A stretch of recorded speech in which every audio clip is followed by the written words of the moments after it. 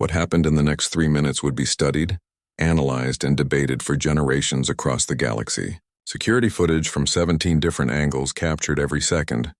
Scientists would slow it down frame by frame, trying to understand how a single human accomplished what should have been impossible.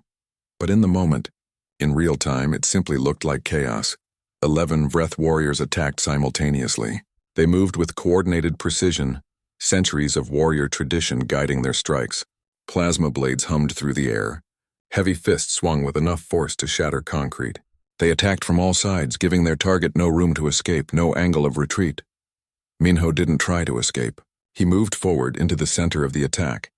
The first warrior swung his plasma blade horizontally, aiming to cut Minho in half. Minho ducked under it, his movement so smooth it seemed practiced, rehearsed.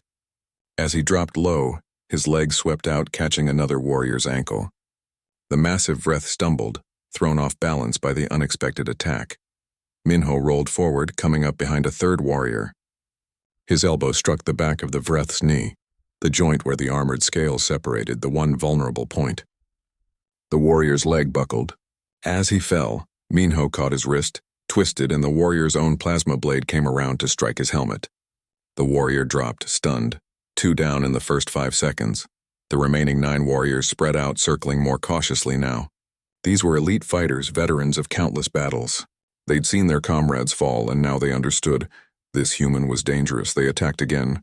But this time they held back slightly, probing for weaknesses, trying to understand their opponent's style. Minho gave them nothing. He moved between their strikes like water, never where they expected him to be. When they swung high, he was low. When they aimed left, he'd already moved right. A warrior thrust his plasma blade forward like a spear. Minho turned his body sideways, letting the blade pass within an inch of his chest. His hand came up, caught the warrior's wrist, and pulled. The warrior's own momentum carried him forward, off balance. Minho's knee came up, striking the warrior's jaw with precise force. The warrior crashed to the floor. 3 warriors tried to grab him at once, hoping to use their superior size and strength to simply restrain him. It was a sound tactic. Against most opponents, it would have worked. But Minho didn't fight like most opponents. As the first warrior reached for him, Minho grabbed the warrior's arm and used it as a lever, swinging his entire body up and around. His legs wrapped around another warrior's neck. He twisted, and both warriors fell in a tangle of limbs. Before they could recover, Minho struck pressure points on both, and they went limp. In the viewing galleries, beings watched in stunned silence. Some species had multiple eyes, multiple angles of view, and still they couldn't fully track what they were seeing. The human moved too quickly, too precisely. Every movement had purpose. Nothing was wasted. Krovik watched from beside the table, his expression unreadable. He'd stopped smiling. Now he studied Minho the way a warrior studies a worthy opponent. 6 warriors remained. They regrouped, forming a tighter formation. One of them spoke quickly in the Vreth language, giving orders. They would attack in waves, overwhelming the human through sheer persistence. They charged together. Minho ran toward them, not away toward, and at the last second he dropped and slid across the smooth floor. His slide carried him under their charge, between their legs. As he passed the last warrior, his fist struck upward, hitting another pressure point. The warrior collapsed. Minho came up running. He grabbed a plasma blade from one of the fallen guards, then immediately threw it aside. He didn't need weapons. His entire body was a weapon. The 5 remaining warriors turned, furious now. Their honor had been insulted. They attacked with everything they had, abandoning formation, abandoning strategy, driven by rage and shame. It was exactly what Minho wanted. When warriors fight angry, they make mistakes. They overcommit to strikes. They leave openings. Minho moved through those openings like a ghost. A strike to the throat here, a sweep to the ankle there. Every attack was measured, controlled, aimed at vulnerable points that bypassed the warrior's armored scales. One warrior swung wildly with both fists. Minho stepped inside his reach, too close for the warrior's long arms to be effective. His palm struck the warrior's chest over the heart. The precise impact disrupted the warrior's breathing. He gasped and fell. 4 left. These 4 were the best of the honor guard. They forced themselves to stay calm, to think. They worked together, coordinating their attacks with subtle gestures and movements. 2 attacked while 2 hung back, ready to intercept if Minho tried to evade. But Minho didn't evade. He attacked. He moved forward so fast that the first warrior barely had time to bring his blade up. Minho's hand knocked it aside and his follow-up strike hit the warrior's temple. The warrior's eyes rolled back and he dropped. 3 left and they were starting to understand.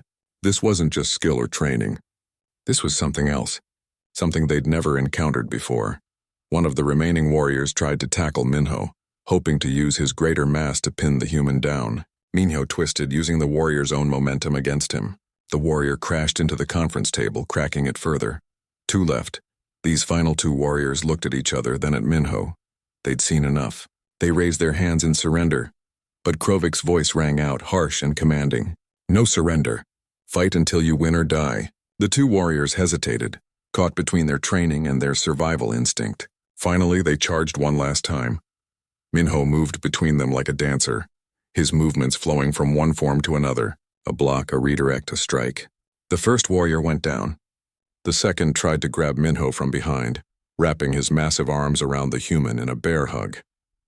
For a moment, it seemed like the warrior might succeed. His arms tightened, squeezing. But Minho didn't struggle against the hold. Instead, he relaxed, found the tiny gap in the warrior's grip and slipped down through it like water. Before the warrior could react, Minho struck his lower back, another pressure point. The warrior's legs gave out and he collapsed. All 12 honor guards were down, unconscious or too injured to continue. And Minho stood in the center of the hall, breathing slightly heavier than before but otherwise unmarked. Not a scratch on him. Not a drop of bloodshed, his or theirs. The hall was silent. Hundreds of beings in the viewing galleries stared, unable to process what they'd just witnessed. Minho turned to face Krovik. The war chief stood alone now, his guards defeated. For the first time in his long career, Krovik faced an opponent without an army at his back. Your move, Minho said quietly. Krovik was silent for a long moment, staring at the human. Then slowly he reached for his own weapon, a massive plasma blade, larger and more powerful than the ones his guards carried. He ignited it and the blade hummed with deadly energy. I've killed thousands in combat, Krovik said, his voice low and dangerous. I've never been defeated, never. Do you really think you can beat me, human? I don't think anything, Minho replied. I simply adapt to the situation, Krovik charged. For all his size, he moved with terrifying speed. The plasma blade swung down in a strike that would have cut a normal being in half. Minho sidestepped. The blade missed by inches, hitting the floor and leaving a glowing gouge in the metal. Krovik spun, bringing the blade around in a horizontal arc. Minho ducked under it, rolled, came up behind the war chief. His hand struck Krovik's knee, the same pressure point he'd used on the guards. But Krovik was different. Stronger, more experienced. His knee buckled but held. He spun again, faster than something his size should move, and his free fist caught Minho across the chest. The impact sent Minho flying backward. He hit the floor and rolled, coming up on his feet. For the first time, Jiwan saw him grimace. That hit had hurt. Krovik pressed his advantage, charging forward again. The plasma blade swung in a complex pattern, high and low, left and right. Minho blocked, dodged, redirected. But Krovik was relentless, giving him no space to counterattack. They fought across the hall, moving so fast that beings in the galleries could barely follow. Krovik had strength and reach. Minho had speed and precision. It was an even match, or it seemed to be. But Minho was doing what he always did. He was adapting, learning. Each time Krovik attacked, Minho understood his pattern a little better. Each time the war chief moved, Minho calculated the timing a little more precisely. And when Krovik made his final, committed strike, a powerful overhead blow meant to end the fight, Minho was ready. He moved inside Krovik's reach, too close for the blade to hit him. His hand came up, catching Krovik's wrist. He twisted, using leverage instead of strength, and the plasma blade fell from the war chief's grip. Before Krovik could react, Minho swept his legs and pushed. The massive Vreth warrior fell forward, hitting the floor face first. Minho's knee came down on his spine, pinning him. Krovik struggled, his muscles bulging with effort. But Minho had him locked in a hold that even the war chief's strength couldn't break. Every time Krovik moved, Minho adjusted, maintaining the pin. Yield, Minho said quietly. Krovik roared, still trying to break free. Minho pressed down harder. Not enough to injure, but enough to show he could if he wanted to. Conference Hall Omega was even larger than the schematics had suggested. The ceiling rose 30 feet above them, and the walls curved outward to accommodate viewing galleries on 3 sides. Hundreds of beings from different species watched from those galleries, their faces pressed against the transparent barriers, waiting to see what would happen. The conference table stretched across the center of the room, made of polished metal that gleamed under the bright lights. On the far side of that table stood War Chief Krovik and his 12 honor guards. Jiwan had seen footage of the Vreth, but nothing prepared her for seeing them in person. Krovik was enormous, easily 8 feet tall, his body covered in thick armored scales that were dark red, almost black. Scars covered his face and arms, each one a mark of battles fought and won. His eyes were cold and reptilian, fixed on Jiwan with an intensity that made her want to run. Behind him, the 12 honor guards stood in perfect formation. Each was nearly as large as Krovik, each covered in their own battle scars, each carrying weapons that could tear through standard armor like paper. Plasma blades hung at their belts. Heavy rifles were strapped to their backs. The contrast was almost comical. On one side, 13 massive warriors built for war. On the other side, a middle-aged diplomat and a single human escort who looked ordinary by comparison. Jiwan forced herself to walk forward. Her legs felt like they might give out, but she kept moving step by step until she reached the table. Minho walked beside her, his pace matching hers exactly, his hands still clasped behind his back. She took her seat. Minho stood behind her chair, silent and still. Krovik remained standing, looking down at them. When he spoke, his voice was like grinding rocks, harsh and powerful. The translator device built into the table converted his words into something Jiwan could understand. So, Krovik rumbled, the council sends me an old female and a small male from a species I've never heard of. This is who you send to negotiate peace? He laughed, a sound that echoed through the massive hall. Several of his guards joined in. Jiwan lifted her chin, forcing her voice to stay steady. I am Ambassador Jiwan Park, representing the Galactic Council. I've come to discuss terms for ending this war. Terms? Krovik's laugh died, replaced by something colder. You think you're in a position to discuss terms? Your council is losing. Your fleets are broken. Your worlds burn. There are no terms. There is only surrender or extinction. Jiwan pulled out a data tablet, hands trembling slightly. The council is prepared to offer significant concessions. Territory in the Outer Rim, trade agreements that would benefit both. Krovik's fist slammed down on the table with such force that the metal cracked. The sound boomed through the hall like a gunshot. Jiwan flinched but held her ground. I don't want your territory, Krovik snarled. I don't want your trade. I want your submission. I want every species in the council to bow before the Vreth Dominion and acknowledge our superiority. That will never happen, Jiwan said quietly. Then you will die.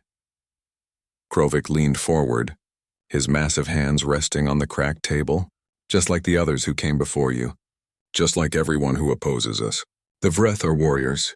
We are the strongest species in the galaxy, and we will prove it by crushing everyone who stands against us. Jiwan felt her courage wavering. This wasn't a negotiation. It never was. Krovik had no intention of making peace. He'd come here to make an example of her, to show the galaxy that even in neutral territory, even in a place meant for peace talks, the Vreth would dominate. She looked up at the viewing galleries. Hundreds of beings watched, waiting. If she gave up now, if she walked away, the war would continue. More people would die. More mothers would lose their children. She thought of Yuna. She thought of her daughter's bravery. And she found her voice. War Chief Krovik, she said, surprised at how steady her words sounded. Your people are strong. No one denies that.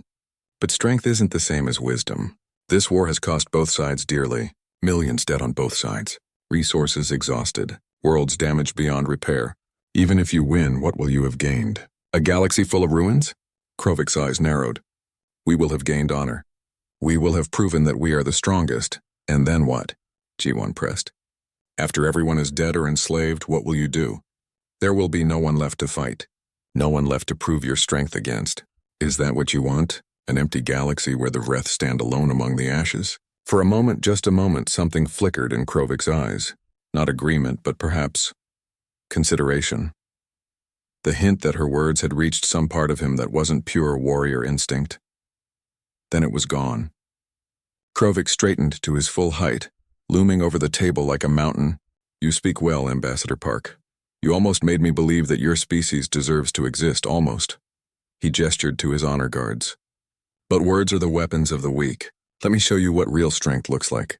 The 12 guards moved forward, spreading out around the table. Their hands went to their weapons. The plasma blades ignited with a sharp hiss, glowing with deadly energy. In the viewing galleries, beings gasped and pressed back against the barriers. Jiwan felt her heart hammering in her chest. This was it. This was how it ended. She'd failed. Just like the diplomats before her, she closed her eyes, thinking of Yuna, hoping her daughter would forgive her for not being brave enough, not strong enough, not Ambassador Park. Minho's voice was calm, almost conversational. Please move behind me. Jiwan's eyes snapped open. She'd almost forgotten Minho was there. He'd been so quiet, so still, that he'd faded into the background of her awareness. But now he took one step forward, positioning himself between her and the advancing Vreth warriors. Krovik looked at Minho with something like amusement. And what is this? The human wants to fight? He said the word human like it was an insult. I don't even know what a human is. What world spawned your kind? Earth, Minho said quietly. His hands remained clasped behind his back. His expression was neutral, almost peaceful. We come from Earth. Never heard of it, Krovik replied. It must be a weak world to produce such small warriors. He turned to his guards. Kill the human first. Make it quick. Then we'll take our time with the diplomat. The nearest Vreth guard advanced, plasma blade raised.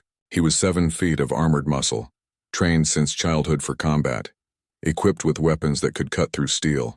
Against him stood Minho Choi, average height, unarmed, wearing nothing but a simple uniform. In the viewing galleries, beings turned away, unable to watch what they thought would be a massacre. But Jiwan didn't turn away.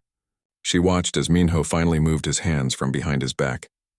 She watched as he took a breath, his posture shifting almost imperceptibly. She watched as the Vreth guard charged forward, plasma blade swinging down in a killing strike. And then everything changed. Minho moved. Not quickly, not in a way that seemed rushed or panicked. He moved with precision, with economy of motion, with the kind of grace that comes from thousands of hours of practice. He stepped to the side just enough that the plasma blade missed him by inches. His hand came up, striking the guard's wrist at exactly the right angle. The plasma blade fell from the guard's grip. Before it hit the floor, before the guard could even process what happened, Minho struck twice more. Pressure points that even the guard's thick scales couldn't protect. The massive Vreth warrior collapsed unconscious before he hit the ground. The hall went silent. Even Krovik stared, his expression frozen somewhere between shock and disbelief. Minho stood over the fallen guard, hands once again clasped behind his back, expression unchanged. He looked at Krovik calmly. Would you like to continue? He asked quietly. And in that moment, in that silence, War Chief Krovik made a decision that would change the course of the war. He smiled, showing rows of sharp teeth, and gestured to his remaining 11 guards. Kill him, Krovik ordered. All of you. Together. The guards moved as one, converging on Minho from all sides. The diplomatic shuttle moved through hyperspace like a needle through silk, covering distances that would take centuries at normal speeds in just 3 days. Jiwan spent most of the first day in the main cabin, reviewing intelligence reports and drafting potential peace terms. Minho spent his time studying the layout of Kepler 7 station, examining every corridor, every room, every exit. On the second day, Jiwan found him in the small exercise room the shuttle provided. He moved through a series of controlled movements, each one flowing into the next. His breathing was steady and measured. She recognized it as some form of martial training, though she'd never seen these specific techniques before. What style is that? She asked from the doorway. Minho completed his movement before answering. A combination.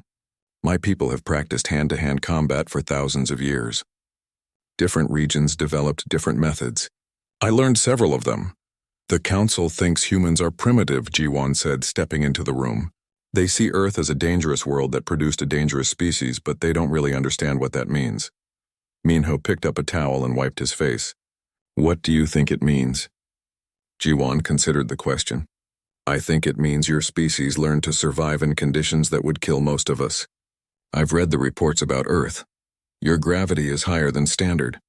Your weather systems are violent. You have predators that make Council security teams look gentle. You evolved in constant danger. That's true, Minho acknowledged. But it also made us adaptable. We learned to work together, to plan, to think ahead. Survival on Earth required more than just physical strength. They talked for a while longer, and G1 learned more about human military training. Minho had served in something called Special Forces, an elite unit trained for difficult missions. He'd spent years learning not just combat but strategy, infiltration, survival in hostile environments. When she asked why he left military service to join diplomatic protection, he gave her a simple answer. War is easy, he said. Peace is harder. I wanted to do something harder. That evening, they received an encrypted transmission from Council intelligence. G1 played it in the main cabin while Minho listened quietly from his seat. The news was bad. The Vreth are sending War Chief Krovik, the intelligence officer reported, his face grave on the holographic display. He's their most decorated warrior. He's personally killed over 1,000 enemies in combat. He's never been defeated in battle. G1 felt her chest tighten. Krovik was a legend among the Vreth, a warrior so skilled and brutal that even his own people feared him. He'd led the attacks on the Keltorian worlds, burning 3 planets in a single campaign. If the Vreth were sending Krovik, they weren't interested in peace talks. They wanted to make a statement. There's more, the intelligence officer continued. Krovik is bringing 12 honor guards. These are elite Vreth warriors, each one a proven killer. Ambassador Park, I'm obligated to tell you. Council leadership believes this is a trap. They think the Vreth are luring you to Kepler-7 to kill you and break Council morale.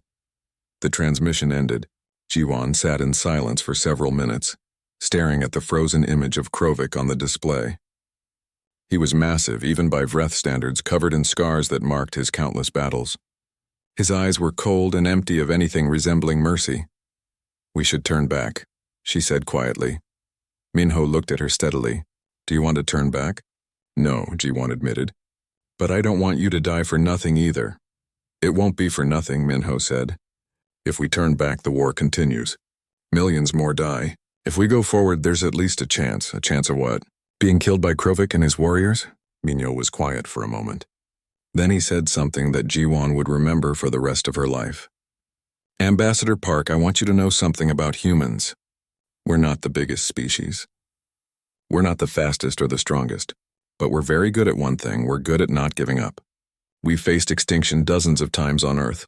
Ice ages, supervolcanoes, plagues, predators that were faster and stronger than us. Every time everyone thought we'd die. Every time we survived because we learned to adapt, to think, to fight when we had to fight. This isn't Earth, G1 said. These are alien warriors who've trained their whole lives for combat. I know, Minho replied calmly. But I've trained my whole life too. And I've prepared for possibilities.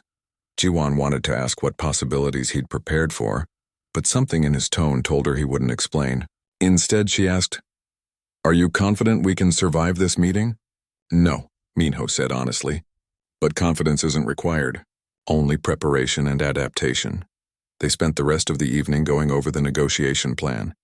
G1 would offer standard peace terms, territorial concessions, trade agreements, mutual defense pacts. She knew the Vreth would reject all of it.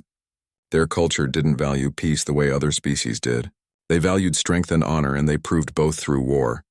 What if they attacked during the talks? She asked.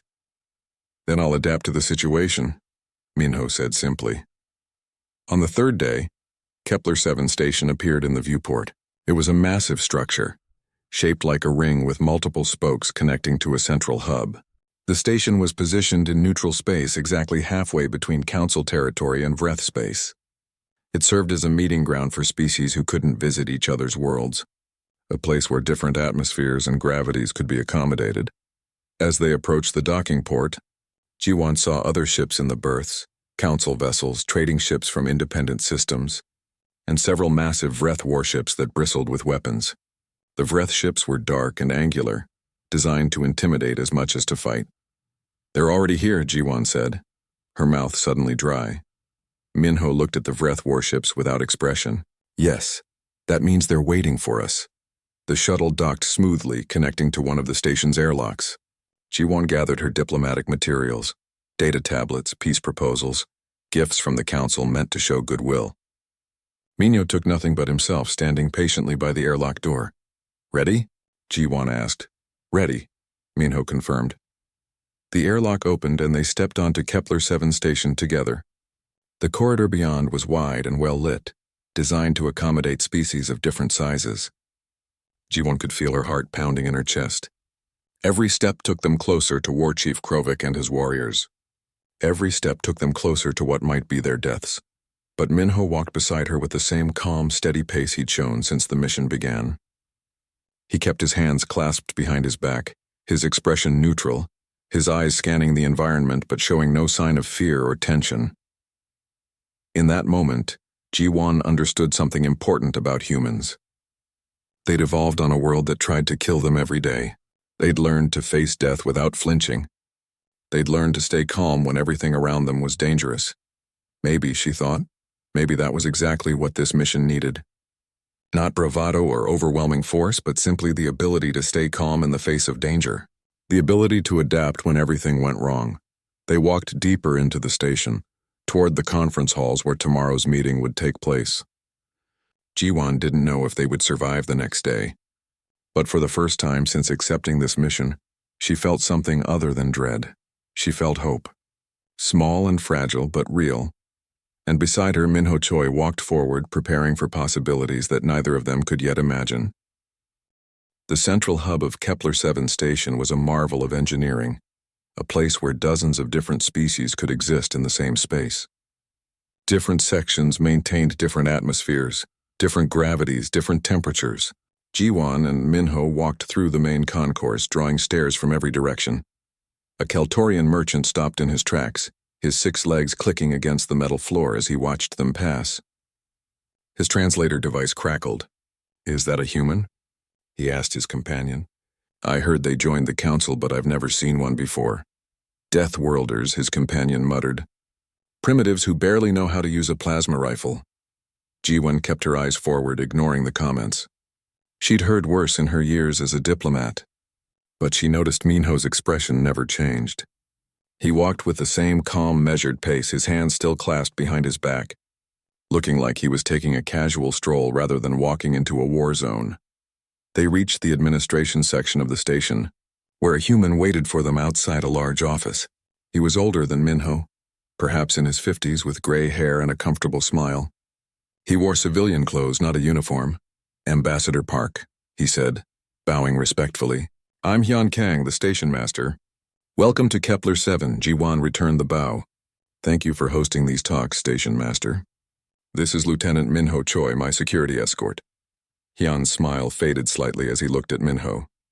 "Lieutenant, I heard the council approved a human escort. I have to be honest, I'm not sure that was wise." "Why not?" Minho asked quietly. Hyun gestured for them to follow him into his office. Once the door closed behind them, he pulled up a holographic display showing footage from the station's security cameras. Because 3 previous diplomatic teams tried to meet with the Vreth. None of them survived. This station has hosted 7 peace talks in the last 5 years. Every single one ended in violence. The footage showed a conference room, elegant and peaceful. Then Vreth warriors entered, plasma weapons drawn. What followed was too quick and brutal for Ji-won to watch. She looked away, her stomach turning. "The Vreth don't negotiate," Hyun continued. "They use peace talks as opportunities to humiliate and kill their enemies. It's part of their honor code, showing that even in neutral territory they're superior warriors." "We know the risks," Ji-won said quietly. "But we have to try." Hyun looked at her with something like pity in his eyes. "Ambassador, I've been running this station for 8 years. I've seen a lot of brave people walk into those conference rooms. None of them walked out." He turned to Minho. "Lieutenant, with respect, you're one man. The Vreth are sending War Chief Krovik and 12 honor guards. They're 7-foot-tall armored warriors who've trained for combat since childhood. What can one human possibly do against them?" Minho's expression remained neutral. "I've prepared for possibilities." Hyun blinked, clearly expecting a different answer.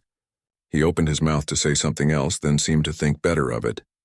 Instead, he pulled up a schematic of the conference hall. "The meeting is scheduled for tomorrow morning, station time. Conference Hall Omega, the largest venue we have. The Vreth requested it specifically." Ji-won studied the layout.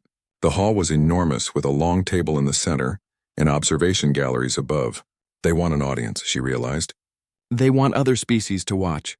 Yes, Hyun confirmed. Half the station will be watching through remote feeds. The Vreth want everyone to see what happens to those who oppose them. After the briefing, Hyun showed them to their quarters, a modest suite with 2 sleeping rooms and a common area. Before he left, he placed a hand on Jiwon's shoulder. Ambassador, it's not too late to return to council space. No one would blame you. Jiwon shook her head. People are dying out there, station master. Every day this war continues, more lives are lost. If there's even the smallest chance these talks could stop that, I have to take it. Hyun nodded slowly, then left them alone. Jiwon collapsed onto a chair in the common area, suddenly exhausted. The weight of the mission pressed down on her shoulders. Tomorrow she would face Krovik. Tomorrow she would probably die. And the war would go on. She heard movement and looked up. Minho had taken a seat across from her, his posture relaxed but alert. You should rest, he said. Tomorrow will be difficult. I can't sleep, Jiwon admitted. Every time I close my eyes, I see the footage of what happened to the other diplomats. That's understandable, Minho said. Fear before battle is natural. It keeps you alert. You keep calling it battle, Jiwon observed. Most people would call it a meeting or negotiation. Words don't change reality, Minho replied. The Vreth see this as battle. So we should too. Jiwon studied him carefully. You really think you can protect me against Krovik and 12 warriors? I think I can try, Minho said simply.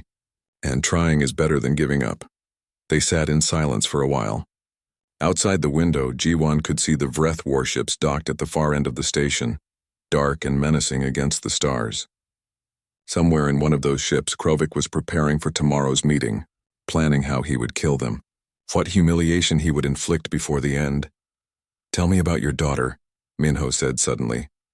Jiwon looked up, surprised. What? You mentioned her once during the first contact ceremonies. You said she was in the military. I'd like to hear about her. Jiwon felt tears prick at her eyes. She'd spent so long trying not to think about Yuna, trying to bury the grief so she could function as a diplomat, but something about Minho's quiet presence made her want to talk. Her name was Yuna, Jiwon said softly. She joined the Council Defense Forces when she was 20. I tried to talk her out of it. I'd spent my whole life avoiding war, choosing diplomacy. But she wanted to protect people.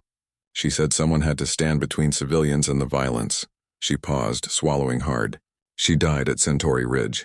The Vreth ambushed her battalion. No survivors. I'm sorry, Minho said, and Jiwon could hear genuine sympathy in his voice. That's why I have to do this, Jiwon continued. If these talks can stop even one more mother from losing a child, if they can prevent even one more death, then it's worth the risk. Minho nodded slowly. Your daughter sounds like she was brave. She was, Jiwon whispered. Braver than I ever was. Bravery takes many forms, Minho said. Walking into danger with weapons is one kind. Walking into danger with only words is another. Tomorrow you'll show the same courage your daughter did, Jiwon wiped her eyes. Will it matter? If we both die tomorrow, will any of this matter? Yes, Minho said firmly. It will matter because we tried.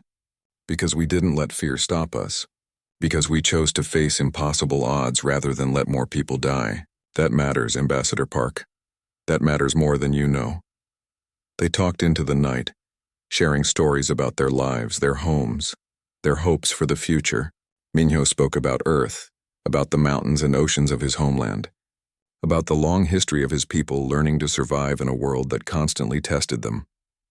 Finally, as the station's artificial morning approached, they both retired to their rooms to rest. Jiwon lay in bed staring at the ceiling, her mind racing with worst-case scenarios. In the room next door, she could hear nothing. Minho was either asleep or silently preparing for tomorrow. She must have dozed off eventually because she woke to the sound of the door chime. Morning had arrived. The time for talk was over. She dressed in her formal diplomatic robes, gathered her materials, and stepped into the common area.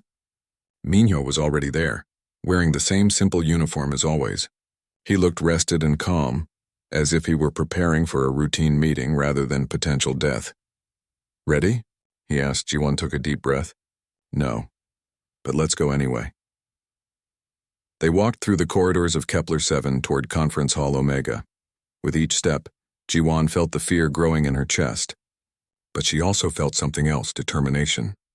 She thought of Yuna, of the millions who died in this war, of the millions more who would die if the fighting continued. They reached the doors to Conference Hall Omega. The massive metal panels were closed, waiting. Beyond those doors, War Chief Krovik and his warriors were already inside. Minho looked at Jiwon and gave her a small nod. She returned it. Then the doors opened and they stepped into the hall where history would be made. The holographic display showed numbers that made Jiwon Park's stomach turn. 17 years of war, 4 million dead across 12 star systems, hundreds of planets scarred by plasma fire. She stood in the council chambers on Unity Prime, watching the data scroll past her eyes, and wondered if this meeting would add her name to the casualty list. Ambassador Park, you understand what we're asking of you? Chancellor Varick's voice rumbled through the chamber. The Talgonian leader stood nearly 9 feet tall, his forearms folded across his chest, his crystalline eyes reflecting the dim light of the war room. Jiwon nodded slowly. You want me to negotiate with the Vreth. You want me to end a war that has killed millions. She paused, choosing her next words carefully. You want me to do what no one else has managed to do in 17 years? The Vreth have requested talks, said Councillor Thane, a smaller being covered in blue scales. This is unprecedented.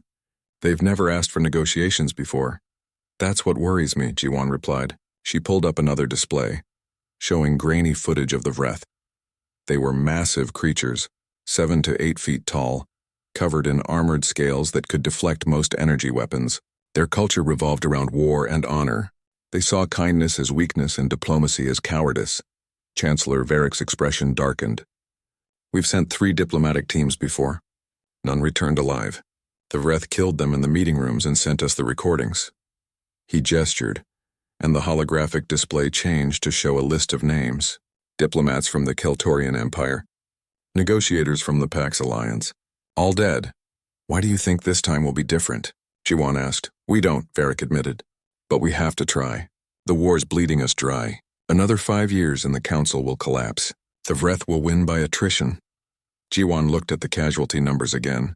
Her own daughter's name was somewhere in that list. Lost in the Battle of Centauri Ridge during the war's 3rd year. She'd spent 14 years working to prevent wars, to save lives through words instead of weapons. Now she was being asked to walk into what was almost certainly a trap. I'll go, she said quietly. But I want security. Varick laughed, a sound like grinding stones. Security? Ambassador, we've sent armed battalions with previous teams. The Vreth killed them all. What good will security do? I want a human, Jiwon said. The chamber fell silent. The other council members exchanged glances. Humanity had joined the Galactic Council only 3 years ago, after their planet was discovered on the outer rim of explored space. They were newcomers, barely understood by the other species. Their world, Earth, was classified as a death world, a planet so hostile that most council species wouldn't survive a day on its surface. A human? Councillor Thane's scales rippled with confusion. Ambassador Park, with all respect, humans are untested. They have no combat experience in galactic warfare. They're primitives who barely achieved faster-than-light travel a decade ago. I met one during the first contact protocols, Jiwon explained. A security officer named Minho Choi. He was professional, competent, and calm under pressure. I trust him. Chancellor Varick drummed his fingers on the table, all 4 hands moving in a wave pattern. You realize that bringing a human will likely insult the Vreth? They'll see it as us sending our weakest species to guard you. It might make them more aggressive. Then they'll underestimate us, Jiwon said simply. That might be useful. The Chancellor considered this for a long moment. Finally, he nodded. Very well. You may request this human escort. But Ambassador Park, understand that we're not expecting you to succeed. We're expecting you to try. If you can delay the Vreth, give us time to fortify our positions, that would be enough. Jiwon felt the weight of those words. They were sending her to die, but hoping she could make her death useful. She squared her shoulders and bowed formally to the council. I'll leave within the day. 6 hours later, Jiwon stood in the docking bay of Unity Prime's spaceport, waiting beside her small diplomatic shuttle. The ship was elegant and fast, built for speed rather than combat. It had minimal defensive systems, just enough to escape pirates, not nearly enough to fight off a Vreth warship. She heard footsteps behind her and turned. Minho Choi approached across the polished floor, carrying a single small bag. He looked exactly as she remembered, average height for a human, lean build, dark hair cut short, and eyes that seemed to take in everything without focusing on anything in particular. He wore a simple uniform, dark blue with minimal insignia. Ambassador Park, he said, bowing slightly. His voice was calm and even. I received your request. I'm honored to serve. Lieutenant Choi, Ji-won replied, returning the bow. I should warn you, this mission is dangerous. We're going to meet with the Vreth on Kepler 7 station. Previous diplomatic teams haven't returned alive. Minho's expression didn't change. I understand. You're not afraid? Fear is natural, Minho said. But it's not useful right now. Right now, preparation is useful. He glanced at the shuttle. May I review the ship's specifications and the station's layout during our journey? Ji-won studied him for a moment. Most species would show some reaction. Anxiety, bravado, false confidence. Minho showed nothing but quiet professionalism. She understood now why the human military had assigned him to diplomatic protection. He was steady as stone. Yes, of course, she said. We have a 3-day journey ahead of us. I'll brief you on everything we know about the Vreth. They boarded the shuttle together. As the ship lifted off from Unity Prime and accelerated toward the jump gate, Ji-won sat in the main cabin and pulled up files on the Vreth Dominion. Minho took the seat across from her, his posture relaxed but alert. Tell me about them, he said simply. Ji-won began to explain. The Vreth were warriors, born and raised for combat. Their society had no concept of surrender or compromise. They respected only strength and viewed diplomacy as a tool of the weak. Every Vreth was trained in combat from childhood. Their honor code demanded that they fight to the death rather than show weakness. They're bigger than humans, Ji-won said, showing him footage of Vreth soldiers. Stronger too. Their scales can deflect most energy weapons. They carry plasma blades and heavy cannons. In close combat, they're devastating. Minho watched the footage carefully, his eyes tracking every movement. How do they fight, he asked. What's their style? Aggressive and direct, Ji-won replied. They overwhelm opponents with strength and ferocity. They don't use tactics or strategy the way we do. They believe honor comes from face-to-face combat. I see, Minho said quietly. He continued watching the footage, occasionally asking questions about Vreth anatomy, their armor, their weapons. As the shuttle jumped into hyperspace and the stars blurred outside the viewport, Ji-won felt an odd sense of calm. She was traveling toward what might be her death, but somehow having Minho Choi sitting across from her made the journey feel less lonely. Why did you volunteer for this mission? She asked him. Minho looked up from the files. For the first time, she saw something flicker across his face, not fear or doubt, but something deeper. Purpose, perhaps, someone has to, he said simply. Then he returned to studying the footage of the Vreth, preparing for possibilities she couldn't yet imagine.